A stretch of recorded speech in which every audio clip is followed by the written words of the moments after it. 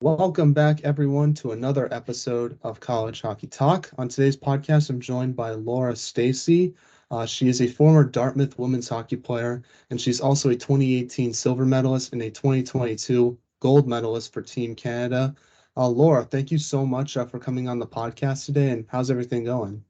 Thanks for having me. Great. I'm glad to be on this. I'm looking forward to chatting with you. Yeah, well, obviously, there's a lot I want to get into regarding your career. So I thought it would just be best to start off from the beginning and kind of work all the way up to where you are today. So it says you're from Kleinburg, Ontario. So talk about growing up there and how did you start playing hockey? Yeah, I'm from Kleinburg. It's just north of Toronto, about 45 minutes north. And so I think basically how I started is my sister was in figure skating, and so my parents automatically were like, okay, let's put Laura on skates and put her in figure skating as well. And so I went to the rink with my sister with my figure skating skates and some interesting outfits, and I sat on the ice and cried. I absolutely hated it. I didn't want to be out there. I saw all the boys going to the rink across to play hockey, and I was like, why am I here figure skating when I could be over there? And my parents kept saying, like, Laura, you can't play hockey until you learn how to skate, so you're over here until you learn, and then maybe you can get a chance. And I didn't really like that. I sat on the ice. I was pretty stubborn, and somehow I convinced them to let me go to the other rink, and they were right. You definitely needed to learn how to skate before you could play hockey, but I loved it. I wanted to be out there. I wanted to get better. I wanted to learn how to skate because I was now playing hockey, and I just had that kind of fire was lit under me to say, like, you're right. I do want to get better. I do want to learn. I need to learn how to skate, but I want to be here. And so that's kind of where it all started. Yeah, how many times did you have to fall down before you learned how to skate once you Way started playing hockey? way too many times falling down, getting back up. But I think that's the fun of it is you learn from those mistakes, you learn from those experiences, and if you really like what you're doing, it's pretty easy to get back up. Yeah, I remember the first time I went skating, it was a public skate and I like fell down like so many times. Like I remember my butt was so wet just because I kept falling down the ice over and over again. So I totally understand where you're coming from that. Now, who was your favorite hockey player growing up? Was it a woman on the national team? Was it an NHL player? Like who was someone you admired growing up? Yeah, I think a little bit of both. I think early on, all I knew was the Toronto Maple Leafs because I was playing with the boys. So I always watched the Leafs. I love the Leafs. My family was really big about the Leafs, and it was just easy to see the NHL, easy to see guys playing hockey anywhere. And so I think at the time, Gary Roberts, he wore number seven. I loved the number seven, and so he always stood out to me. Obviously, Matt Sundin at the time was a pretty big icon in Toronto when I was growing up. So I think the two of them together, obviously, were guys or people I watched and I love to see play. I just love the way Gary Roberts worked and his work ethic and just his style of play, to be honest. But then I think it was in 2002. That was the first time I ever saw women's hockey on TV, and that was in at the Olympics, and the women's team won gold in Salt Lake City, and I saw Cassie Campbell, and she just sticks out to me. There was so many women on that team, obviously, that I look up to today. But I just remember seeing her standing on the blue line, receiving her gold medal, and singing the national anthem with the rest of the team. And it's kind of a memory that really, I don't know, stuck in my head, I would say. And I think it was kind of that moment that it was like, whoa, there is something out there. There is something that I can dream of. Maybe one day that can be me standing on that blue line. And so I think that was kind of that initial moment or initial person that I was like, whoa, I want to be exactly like her. But other than that, I think it was definitely Gary and Matt's that I just always saw around, always saw on TV and wanted to continue to watch and chase after. Yeah, have you ever had the chance to meet Cassie Campbell? I'm assuming you have. Yeah, numerous times actually. I've got to work with her quite a bit, and I mean, as much as she was my somebody I looked up to back then, I think it still holds true to this day. I think not only was she an incredible hockey player, but what she does off the ice too, as well, for the growth of the game, for just everything in general. I think that's also what stood out to me is obviously hockey is extremely important to us and being a great hockey player, but there's so much more to it. And I think she really fills all those other boxes as well in terms of leadership and family. And I don't know. I think she's obviously somebody I still look up to this day, to this day. And it's pretty amazing to now be able to work with her and just see what her life is about ever since that one day when I saw her standing on the blue line. Have you ever told her that she was your idol growing up? I'm assuming I don't know what she thinks about that. Yeah, I think she's pretty humble, and so I think she just kind of rolls off her shoulders when we say that. But I think a lot of us remember that Olympics in particular, and Canada winning and her leading the team. So I think she gets it a lot from some of us on the national team now because it's true. It's those girls, it's the Jana Heffords, the Carolyn Ouellets, and Cassie Campbells that I got to see, and Vicky Sanahara too in 2002 that really stand out. And it's just, that's all you need is that one little moment, that one little spark to be like, whoa, that's what I want to do. That's what I want to be. And so obviously, I think I've definitely told her that before. I've done, I think also in just podcasts and I don't even know, like little bios when we write our things. I think she's seen that plenty of times, but I think she's pretty humble that it just rolls off her chest. And I think obviously it makes her happy deep down, hopefully, but it's amazing what they've all done for us. Now, before college hockey, or I was going back on your family a little bit actually. So, doing research on yourself, it says that your great grandfather is King Clancy, who is a Hockey Hall of Famer. And then you also have a great uncle named Terry that played 6 years in the NHL. So, I'm curious what it was like growing up in a hockey family. And did you have the chance to sort of talk to those two guys? And what was it? Did that help your experience at all growing the love of the game? Yeah, I think for sure. I think hockey has always been in my family. Kind of like I said right away, the Leafs, that's who he played for. That's who he coached. Obviously, he played for Ottawa a bit as well, but I think the Leafs were a big part of my family, and he's probably one of the biggest reasons why. And that's why I wear number 7 to this very day. So I think obviously early on there was a lot of legacy and impact kind of that I had heard about. I never actually got to meet him in person. I have met my uncle numerous times, and he's actually been to the Olympics as well, which is pretty cool to talk about with him and his experience and how different it is today. But yeah, I think obviously hockey was huge in my family on both sides. Obviously, that side with some of the NHL background that they have and the high level, but even on my dad's side, I think everybody was pretty athletic, pretty loved hockey, loved sports in general. And so I think just from an early age, I was fortunate enough to be surrounded by it. And I think that alone really helped and grew my love for it, grew my passion for it and my abilities for it. And so I think that obviously has had a huge impact to me. And to be honest, still to this day, I think I know what his legacy he left behind. And if I can do anything to kind of mimic that or leave a little bit of a legacy with number 7 as well on the female side, then that would be a success. But I think he is definitely somebody I look up to. Obviously, I mentioned on the ice, but I think also off the ice and what he did to in terms of leadership and charity and giving back. I think the stories that I've heard, even though I haven't met him, are definitely the ones off the ice that I want to try and mimic more than necessarily just the ones on. Is that why the King Clancy Memorial Trophy is named after him for the community service that he did? I actually didn't know that. That's pretty Yeah, cool. exactly. Yeah.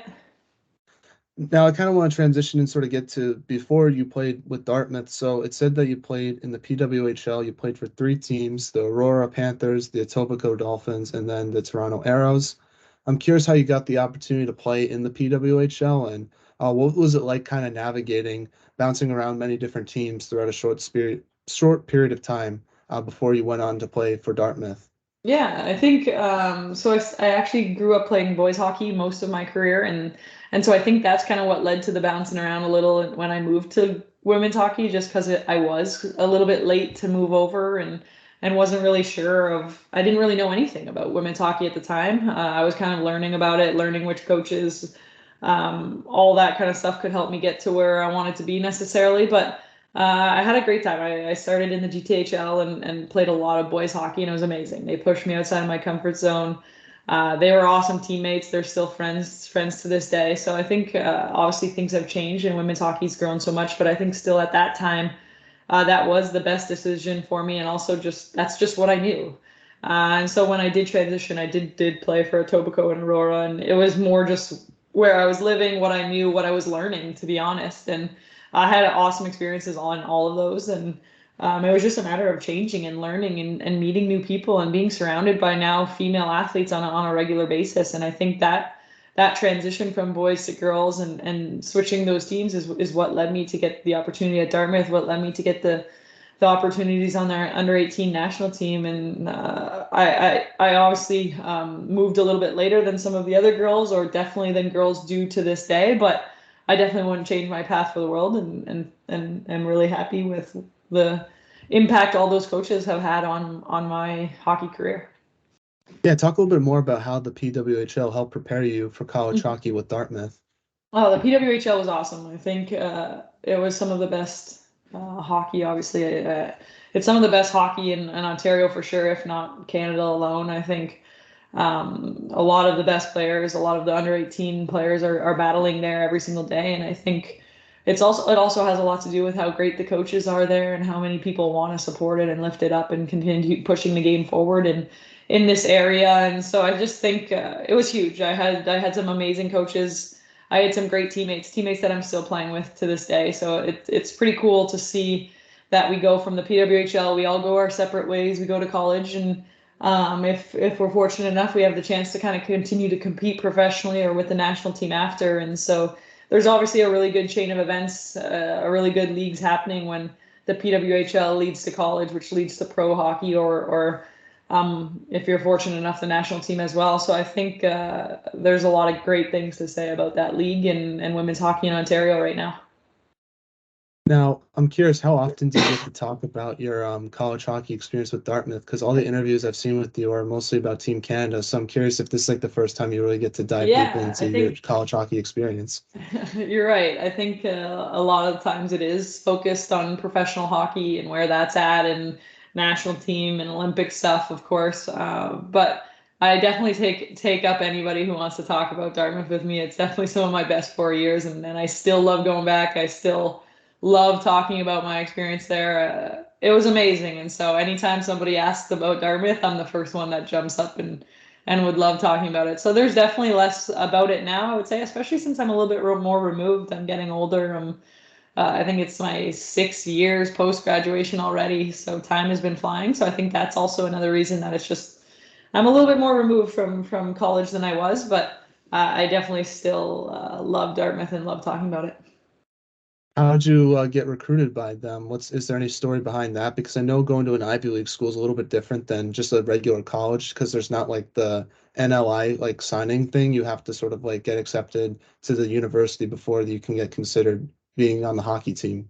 Yeah, I think I kind of went through the whole college recruiting process. I tried to make me and my family, my parents and my sister, we went on a ton of unofficial visits just to check things out because honestly, I had no idea. I just heard about all these schools. I heard about girls going to all these different locations and places, but I really had nothing. I didn't know anything about it. I had never seen one of the schools. I had never been. So my family made a couple road trips to some places closer to the border or wherever we could kind of drive to and just did a ton of let's check these out, let's see what we like and see the differences. And so that really helped early on. And then when the school started reaching out, I had a really great support system at my high school. There's a girl who went to a lady who went to Brown who kind of just opened my eyes to the Ivy League and to what was out there, and then to just go and she was all for like going and seeing it and testing it out and seeing what I really would love and what would feel like home. And so that's exactly what I did. I went through the whole process. I went on 5 official visits. When my parents told me that they would be willing to help fund to go into an Ivy League school, that obviously opened my eyes up and said like, hey, maybe if I could get into one of these schools, why wouldn't I? Use that my hockey ambitions and my goals to also help me get a great education at a school. Because at that time and still to this day, to be honest, like for women's hockey, you still need that nice college degree. And you're not necessarily graduating and coming out to a professional league like the NHL where it's a career. And so that was kind of my focus was to get a great degree while also pursuing my Olympic dream still. And so I don't know. I went on all 5 of my visits. I loved a lot of schools. They were all amazing, to be honest. But there was just something about Dartmouth. There was just something about campus and the team and the coaching staff. I know it's cliche, but I really did feel it in my gut when I was there, and it was different. I got to be surrounded by the entire team, the different classes, the different groups of people that I would be spending my 4 years with, and I felt like I just fit right in. So it just worked out, and honestly, I'm so glad that I picked it. Yeah, how do you balance academics and hockey at such a tough university?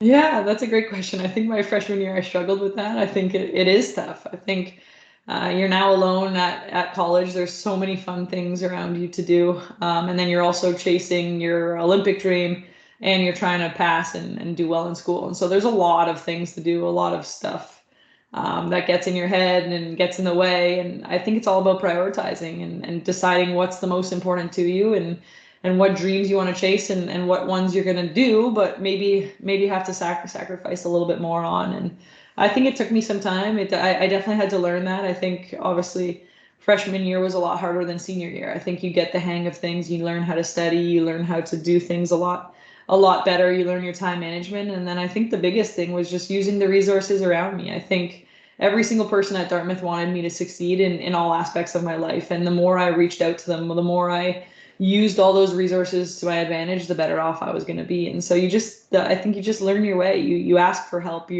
You're willing to step out and say, I do need help, or this will make me better if I do this and use this person or this resource. And I think that's what I learned the most is there's so many people in your life that really want to help you and want to see you succeed. And it's all about how you can work together to do that. What's the hardest class you've had to take in college? I'm I assuming it has would to be say like a math class because those are microeconomics. always the toughest for me. Yeah, I would say microeconomics was my toughest. I think, to be honest, the some of them, even some of the easier courses at Dartmouth were hard just because of the curve. I think every time it was like, oh, I did so well on this test, and then everybody else did just a little bit better, so you get curved downwards. So that was always a little bit tough. But I was an economics major. I really liked it, but microeconomics was not an easy course. Now, what was like the biggest adjustment you had to make to college hockey on the ice? Was it the physicality since you're going against older players? Is it just the speed of the game? Is it just the decision making since it's a little bit faster than juniors? Like, what was sort of the toughest thing that you had to adjust to, and how did you do it?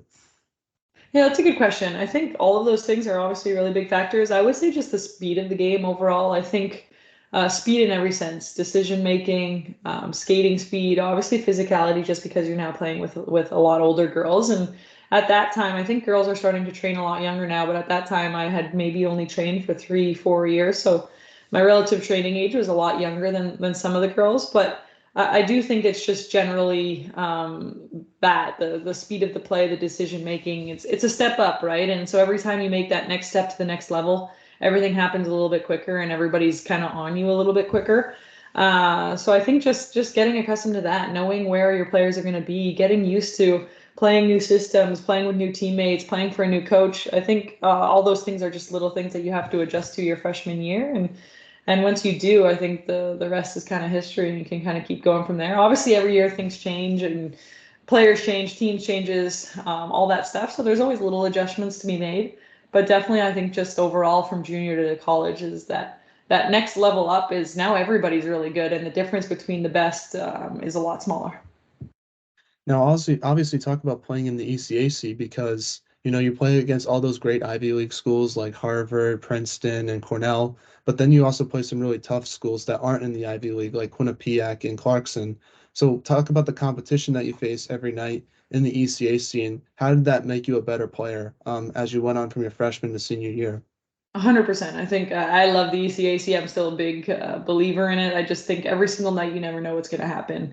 Obviously, there's some teams that are ranked a lot higher than others, but just the way the league's formatted or the way that the teams are, I think on any given night there can be some upsets. There can be some teams that aren't necessarily supposed to win and they do. And I think that's just a testament to the way the teams are playing and the way that the league goes. And you know that I knew that in my 4 years it was going to be a battle to win hockey games on every single night, and you had to show up. If you didn't play well, you didn't deserve to win, then generally you weren't going to win. And so I thought that was just I don't know. I just think it's an awesome league to play in. Is you never know. The best team that shows up is the one that's going to walk away with the 2 points. So I love the ECAC, and I think you're right. Like I think it changed over time of who was the best and who wasn't. But no matter what, those teams could easily still be beaten on any given Saturday or Friday, and it was just fun. I think traveling to all those different places, getting to see those schools, getting to be involved in their culture as well, was just a really good atmosphere to be a part of. Yeah, what's your favorite road rank in the ECAC? I assume it's Hobie Baker. That's what everyone says, but I want to see if you have Yeah. a different answer than that. Yeah, I actually enjoyed playing at Cornell. I don't know. I think we just always had some good games there. They had a really great crowd, and I love when the band shows up to hockey games. I just think it creates a pretty good atmosphere, and generally they had a band at their women's hockey games. So that would probably be my favorite road rink. I didn't mind Princeton's, but I thought it was a Yeah. little bit small for my style of game too. So I definitely would go with Cornell, but there's no place like Thompson, that's for sure. I heard that their band plays like warm-up music. Like they don't have like legit warm-up music. It's Yeah, like the they do. band that plays there, which I don't know if I would be a fan of because I feel like I need like some like Yeah, EDM to hype me but up it's before a pretty game. cool, especially when the crowd gets into it. I agree. I do like the playlist or whatever the music for warm up, but it's pretty cool just to hear the band bumping, and they do some pretty good like songs generally too, so you kind of know what's happening, but it is different for sure. Now, do you have like a memorable game that stands out to you the most during your college hockey experience? Because to me, was probably when you beat Cornell your junior year on the road. They're like the 10th ranked team at the time. That was a pretty cool win. I'm curious if there's anyone besides that game that stands out, or is that the one? Yeah, I mean that definitely I definitely still remember that game for sure. I'm not actually great with remembering exact scores or games of that. I feel like I just remember kind of like the memories of something crazy that happened in our locker room or after, before, or on the road trip, to be honest. But obviously my last college game ever at Colgate my senior year when we were eliminated from playoffs and I broke my two wrists. I think that's a game that I would love to remember, but it's pretty hard to. So that's something. But in terms of a good memory, I would say Cornell's the win we had against Cornell on the road was a pretty fun experience and a great Any road good? trip home after. Awesome. Yeah. What's any good road trip stories or locker room stories that you can be shared on the pod? uh, well, we were pretty big on like traditions and like legacies, and so something that was passed down from a lot of Dartmouth teams was what we did was before every Ivy League game. The Ivy Leagues were always like a big, obviously a big talking point, or really big at Dartmouth. It was like you got to win all your Ivy League games. Obviously, you wanted to win everyone, but there was just something special about playing against the other Ivies, and one of the examples is against Brown. We had pudding and we threw it against the shower wall with a big brown sign on it, and there was like just brown pudding smudged everywhere, and we had to clean it all up after. So just little things like that, to be honest, that just like pull your group together, make you have a little fun, laugh, and I don't know, just getting to know people beyond just hockey players. I think would be the biggest road trip and hockey stories that I remember. Now, how has your college hockey experience helped you as a professional player, in the PWHPA or in the Olympics? Oh, I think it's huge. I think that's where I learned so many things about hockey, but also me as a person and life in general. About I think the biggest thing being adversity, learning how to face difficult decisions, difficult situations, and keep getting back up time and time again after each one of them, and getting back up stronger and better than ever. I think that's what I learned the most in college, and obviously the little things about like being on time and discipline and accountability and all those big words.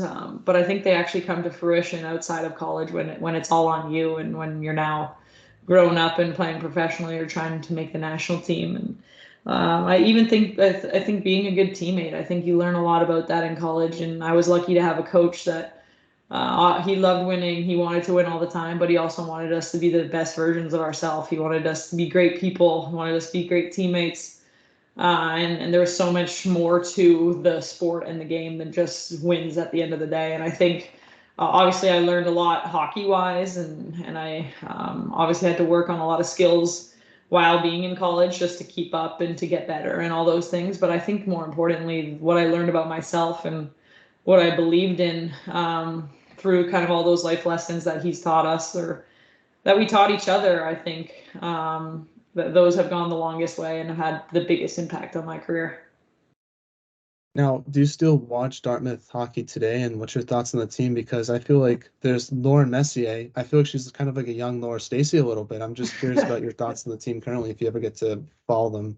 Yeah, I definitely follow them a lot on social media, and I try to follow along with their seasons. I know they've Had a couple tougher seasons a little bit ago and just had some coaching changes and all that. But I actually recently got to go down for homecoming, and that was my first time on campus since I graduated. So I got to meet Lauren and watch her play, and I got to watch the team play, and it was awesome. It brought back so many memories, and she's a great kid and a great hockey player, so it was fun to watch. And I'm excited for the team. I think they're definitely going to be climbing uphill and getting better every year.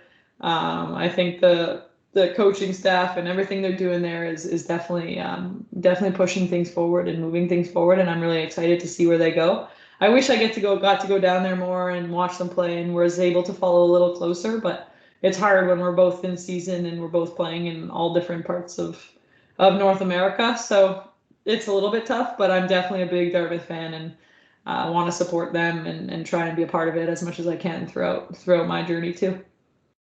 Now, you Coach Shore has coached Canada in some team camps, right? If I'm not mistaken. Yeah, she did. She coached us on the national team in 2018, and then she was at Dartmouth after, and then now I believe she's at Minnesota, Duluth. Oh, nice. That must be cool to like have like a coach from Dartmouth like be on the national team. Yeah, I think it was good for obviously for trying to grow Canadians and grow top athletes getting to Dartmouth. I don't think she ended up being there that long, but I think at the end of the day, that was the goal, was to keep growing and getting better and constantly pushing for better.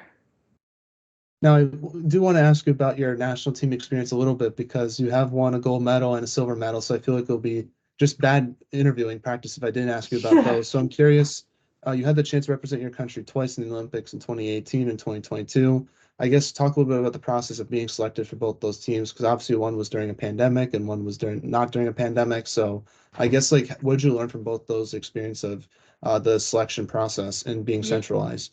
Yeah, I think they're obviously very nerve-wracking experiences. I think when you're so close to achieving that lifelong childhood dream, the selection process is never a fun experience, and it's pretty overwhelming and scary. But fortunately, on in both centralizations or both selection processes, I've been pretty lucky on the outcome and been pretty fortunate to be able to go to two in a row. And I think having the chance to go in 2018, that was my first ever Olympics. I think I was just in shock. I didn't really know when I was selected what to do. I called my parents immediately and was just like, I did it. I'm finally an Olympian. It's something that obviously I had dreamed of, but my whole family had obviously dreamed of or followed me kind of through it the whole time. So that was a pretty amazing moment. It was definitely a nerve-wracking couple months, but totally worth it when that's the result that you get.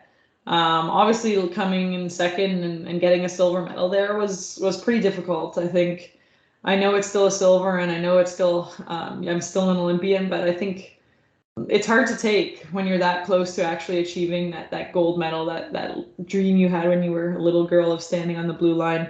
And when you come up just that short in a shootout, like inches away from actually achieving it, it's pretty devastating. And so after that, I kind of came back and had a little bit of a tough time and when needed to figure out what was next. And it wasn't long before I knew I wanted to do whatever I could to get back there, to have another crack at it, to get another chance to turn it into a gold medal. And so that's what I did. I went back to work and kind of searched for it or tried to figure out ways. And you're right, it was a little bit of a messier 4 years with COVID and a different selection process and all that. But I think the same thing rings true as when you're kind of going for that type of dream, when you're kind of putting it all on the line, it's still no matter what. Even though I'm older, even if I had been on the team before, it's still a pretty nerve-wracking and exciting experience. And so finding out I got to go to Beijing was kind of another amazing moment of like, whoa, okay, this is real. I got to get to do this again. I got another crack at kind of finally achieving that lifelong dream. And it was obviously messier. It was during a pandemic. There was a lot of testing, a lot of masking, a lot of quarantining, but every second was pretty worth it to get to go to Beijing and come home with the gold. Who was your roommate during the quarantine process? We actually were a single room alone, Oh, wow, that's even worse. eating meals like completely alone in our rooms, not with anybody. So that made it even tougher because you're kind of lonely and stranded for quite a while. How do you build chemistry with your teammates when you don't get to see them too often? I know, luckily for you, you sort of played with a majority of them in 2018, but obviously you still had some new players on the team in 2022, so that must have been tough to sort of try to build chemistry with those girls. 100%. And I think that's what something that we talked a lot about is how do we do this without getting to always be together. And I think the amount of Zoom calls we had was out of this world. I think just trying to learn about each other, learn new things while we were so far away. And then I think just taking advantage of those little moments that you have when you are together. I think when it's taken away and you don't get it, it really puts it in perspective to say how important these little moments, even just showing up at the rink, even just being in the locker room before practice, how far those moments can go when you actually put your whole heart into it and when you actually realize how important it is. And so I think it was just that. It was simply trying to communicate and be as close as we could when we weren't away. And then when we were, being really present and in the moment because you never knew when that next moment was that you were going to actually be all together.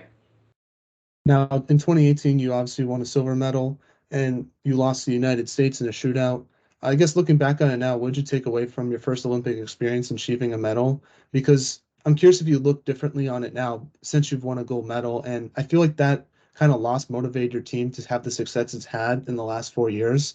Because obviously you guys won a few world championships and then obviously winning the gold medal in 2022. So I feel like even though that you lost that game, at least from an American perspective, I feel like you used that game and to your advantage for the next 4 years and learned a lot from it.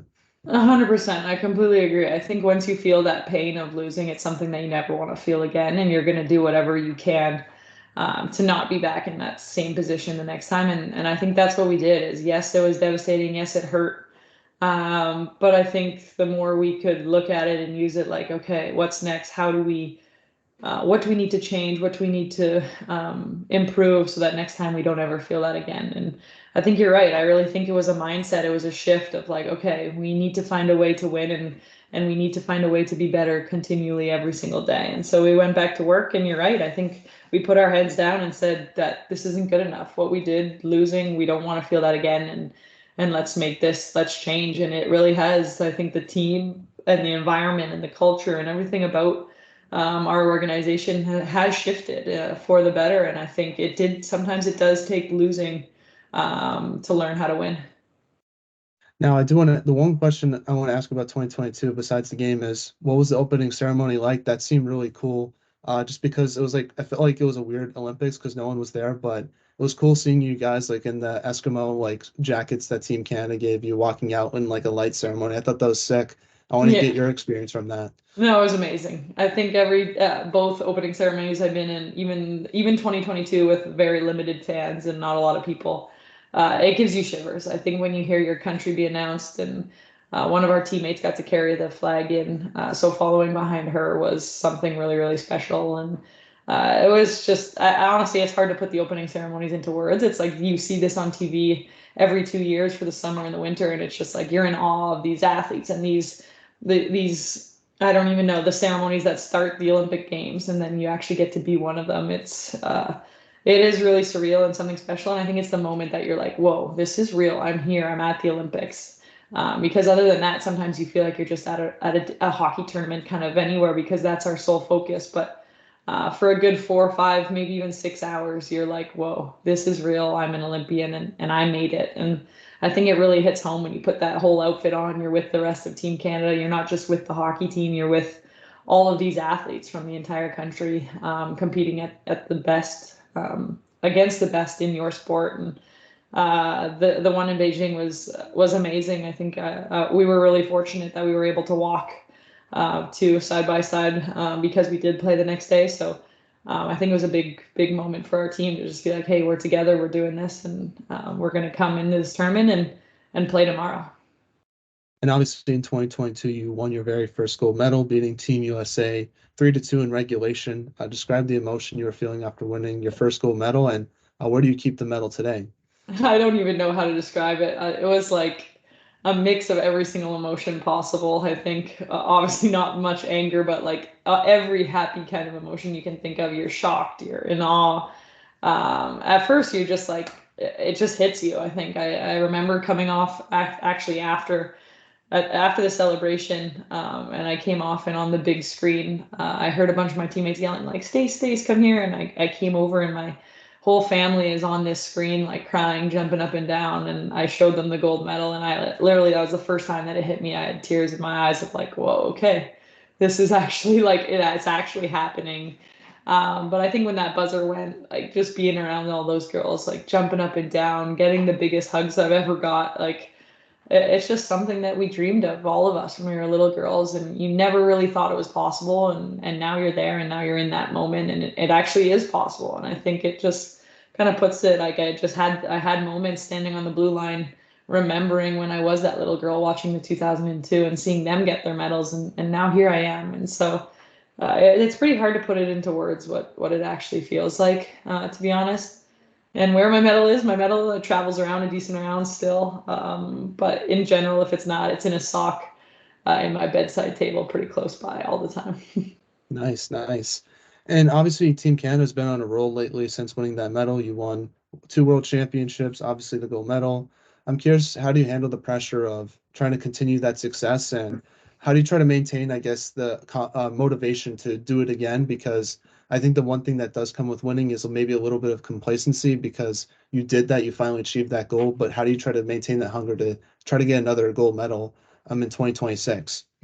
Yeah, you're right. It definitely does. And now you're the one that everybody's chasing. So I do think it does get harder once you are the person or the team that has won, is because you're now the one being chased. And so that's exactly where we're at. And I think we know that. I think the more we talk about it, the more it's not just I don't know, keeping it all inside and trying not to think about it. The more we talk about it, the better off we are. We're getting it off our chest. And I think more importantly is it's fun when you're winning and when you're on a roll. It's contagious and it's also addictive. And so the more you want it, the more you want to continue to win, the more you want to keep playing and training at the highest level because you want to get that same feeling again and again. And I think that's how we're trying to look at it is we know we're being chased, and so that's exactly what we want. We want to continually be chased because it's fun to win. It's addictive to win. It wants you to keep pushing and getting better rather than just staying where we're at and falling behind. And so I think that's how we're trying to look at it is just continually having fun and showing up and being present because right now or the last year it's been amazing. And we want to keep feeling that exact same way. Now, I do want to ask you this question, Lauren, because you've obviously been in pretty much everywhere in hockey. You were in the PWHL, you've played professional, you've played college. How do you want to grow women's hockey? Because I was thinking about this last night about interviewing you, and I think in the college game, I feel like they're doing the best they can because obviously you need to get more TV attention and social media presence because then more people will see it. But in my opinion, I feel like there needs to be a lot of work with the pro game because I feel like a lot of players when they graduate college, they either go to Europe, the PHF, or the PWHPA, so that talent pool sort of getting diluted in different directions. And I feel like there should be try to be like a WNBA version of the NHL, and where every top level women's hockey player goes to that league after they graduate college. And I just feel like you could use that league to help promote it better because I think the lack of a pro women's hockey league is hard for like it's like hard to like sort of watch pro hockey every 4 years. You sort of need like something every year. And I'm curious what your thoughts are on that because I know that's why the PWHA was formed to sort of help get that pro league back. So what's the progress with that? And from your perspective, how do you want to grow the game? I think you nailed it. I think that's exactly what we want is we want that one league that when you graduate from college, all the top players want to play in this league. All the little girls dream about playing in this league. Obviously, when I was a kid, I dreamed about playing in the Olympics, and I think every girl should still have that opportunity to dream about playing in the Olympics. But ultimately, that's only 23 players every 4 years, and there's so many more girls, women's hockey players playing that if we can get 6 to 8 teams, that's way more girls dreaming about playing hockey, dreaming about playing hockey professionally, and continuing on to play hockey once their college career is over. And I think that is the hardest part is a lot of girls have to stop playing after college because they need to get a real job because the professional league's not quite there yet. And so I think that's exactly what the PWHPA is trying to do, and that's exactly what our goal is to create this league that everybody dreams about playing in. And once you graduate from college, you don't necessarily have to decide whether you have to stop to get a career or you can continue chasing that dream of playing in the Olympics or playing pro. And so I think we're pushing towards that. I think we're very optimistic about this happening and happening soon because it has been quite a while. And it has been obviously there's a lot happening in the professional world that it's confusing. Nobody knows who's who, where everybody's playing, what league they're playing in. And I think the more we can just create this something that is kind of world renowned and new and nobody and everybody, little girls and little boys see it and know about it and dream about it. That's kind of our motto is if you can see it, you can dream it. And I think that's something that I really believe in.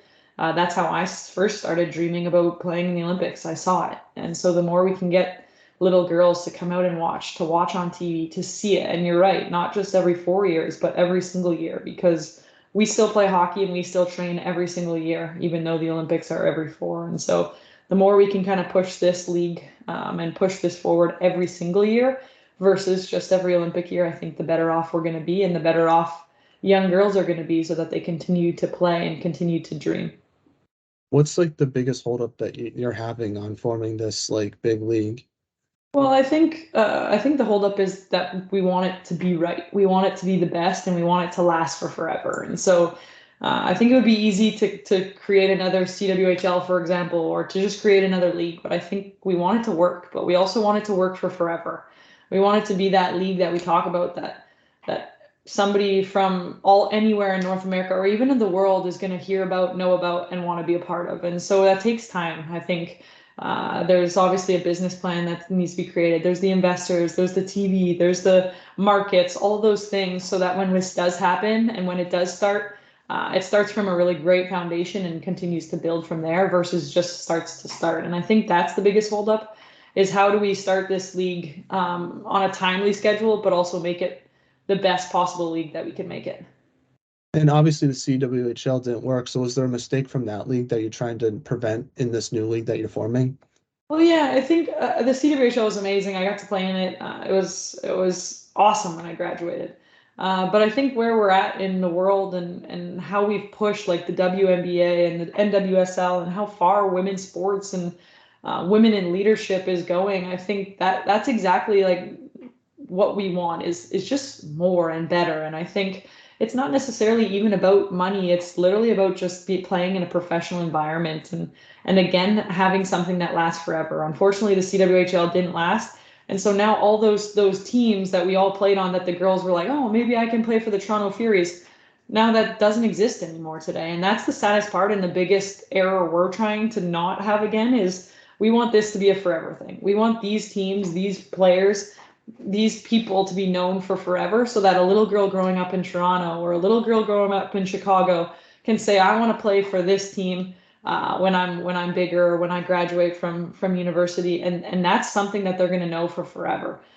Just like the original six in the NHL, it's something that people are never going to forget. And I think little mistakes here and there, of course, where there's learning that we can take from every league. There's learnings that we can take from the WNBA, the NWSL, and everything that's worked as well, and try and put something together that we think is professional and that we think is going to last for a really long time. Yeah, I just think it'd be really cool to have like Sarah Nurse and Hillary Knight on the same team going against like Marie Philippoulin and Brianna Decker on the same team. Like that's cool and that's something you can sort of market versus 100%. like in the Olympics every 4 years. I agree.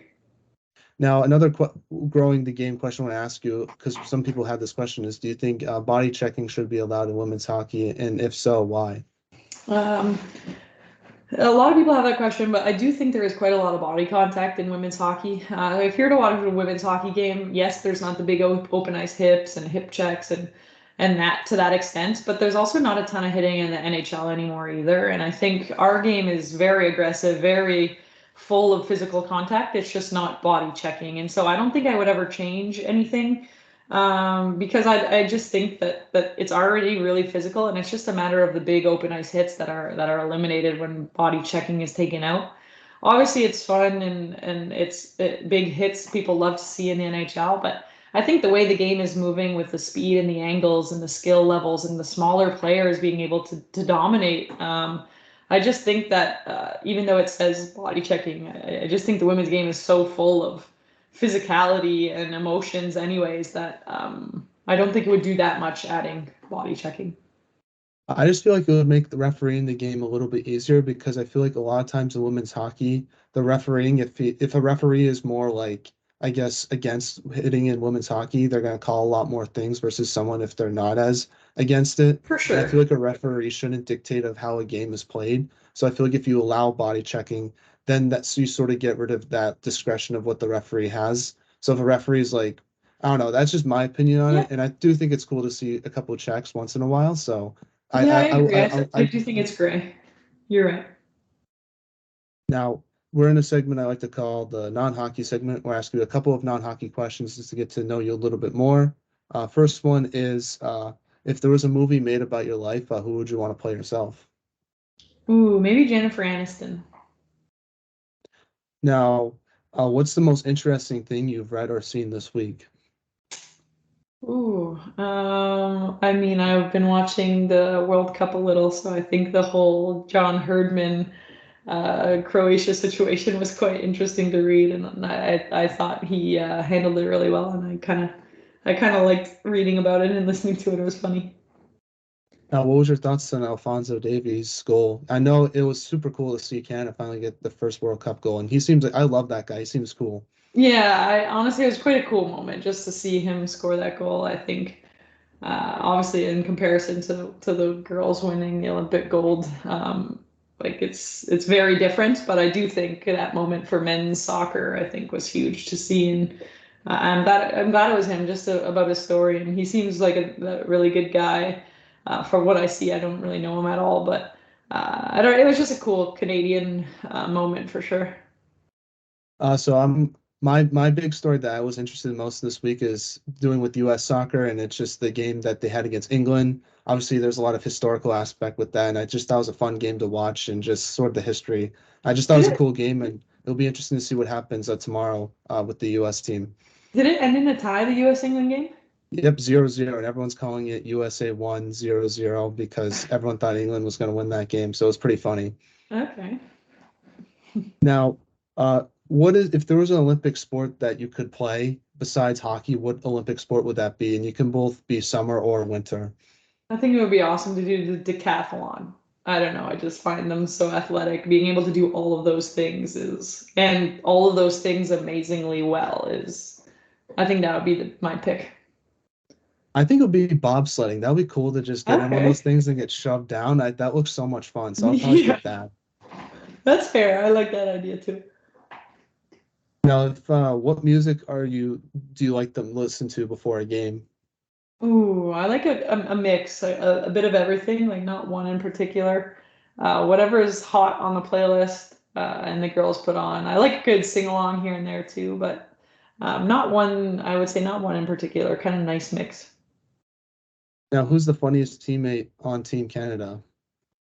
Ooh, that's tough. We got a lot of funny teammates. I think two are Megan Augusta and Haley Irwin. They're two girls that I played with in 2018, who when I was younger joining the team, it was just hilarious to hear some of their stories.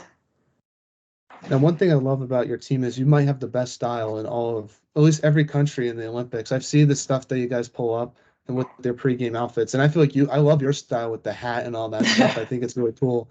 But Thank you. besides yourself, who has the best style on the team? Phew, that's tough. Everybody has great style. I feel like we enjoy that. Obviously, Spooner, I like the way she just I don't know, so unique, puts whatever on. Love the bright colors, the sequins, whatever it may be. She always has some amazing pregame outfits. A new girl on our team, or not new, Emma Malte. She's been changing the game for pregame outfits lately. And anytime I see her come out, I'm just sometimes giggling, but definitely has a nice style and changes things up, which I kind of like. Yeah, it seems like the younger players sort of got the older players into it. If that seems like just an observation for me, but is that true? Yeah, I mean, I think we like, obviously, I think it's a big part of our team too, is no matter what age, no matter like where you've played, how long you've played, you have an impact and role on this team. And I think some of the young kids coming in and being able to wear what they want, being able to be them, being able to be genuinely um, being able to show up and be who you are on a consistent basis, I think. Obviously the young kids show up and that's what they do. They've been able to kind of be exactly who they are, and it's helped our team so much. And I think for sure in terms of style too, I think they're in college, they're seeing all the new things, the hit stuff to wear, and sometimes they're convincing us to try it out too. So it's kind of fun. I would say, yeah, I think Sarah Nurse has good style too as well. Yes, for Like just, sure. I remember like you guys did a whole like jean jacket thing before a game in Pittsburgh. I thought I remember really liking what she put on for that. Oh yeah, she has great style, that's for sure. Now back to some hockey questions before we end this interview. I guess one is, what advice would you give a younger player listening to this that wants to pursue a career in Division I college hockey or just professional or even Olympics as well? Yeah, I think it would be to never stop dreaming. I think there's always going to be times in your life where people are going to tell you no. They're going to tell you you're not good enough, you're not strong enough, you're too big, you're too small, whatever the case may be. You're going to go through those kind of ups and downs. But if all along the way you believe in yourself and you follow that dream that you're kind of that has set your heart on fire, I don't think that anybody can stop you. And I'm definitely can say that I never thought I was going to achieve or go to the Olympics or achieve what I've achieved. But kind of having that burning desire deep down in my heart is definitely one of the reasons that I've got to where I am today, and never stopped believing in that dream that I had when I was a 3-year-old girl or a 4-year-old girl and then I saw the Olympics happen on TV. Now, do you have any shout outs you want to give to any former teammates with Dartmouth, current teammates with Team Canada, family members, friends, or if you want to promote something, feel free to do that. The floor is all yours. No, I think I appreciate you having me on here. I think it's fun to talk about college. Obviously, I would give a huge shout out and root Dartmouth good luck. I know they're turning the tides around over there, and hopefully they can continue to do so. But it's fun to be on your podcast. I really appreciate you having me. Well, thank you so much, Laura, for coming on the podcast. I really appreciate your time. It means so much to myself, and best of luck for the rest of the PWHPA season. And I can't wait to see the new league that you guys are going to be building in the future. That I'm really excited to see what that's like, and I'm super grateful to have you on. Obviously, I told you before we started recording this that I had a wish list of guests that I've always wanted on the podcast when I first started this out, and you were on that list. So I appreciate you letting me check that box off the list, and it really means a lot to me. So thanks you so much, Laura, for coming on. I really appreciate it. No problem. Thanks for reaching out and bringing me on it. Now, one question I have before I let you go, and I just stopped the recording, is just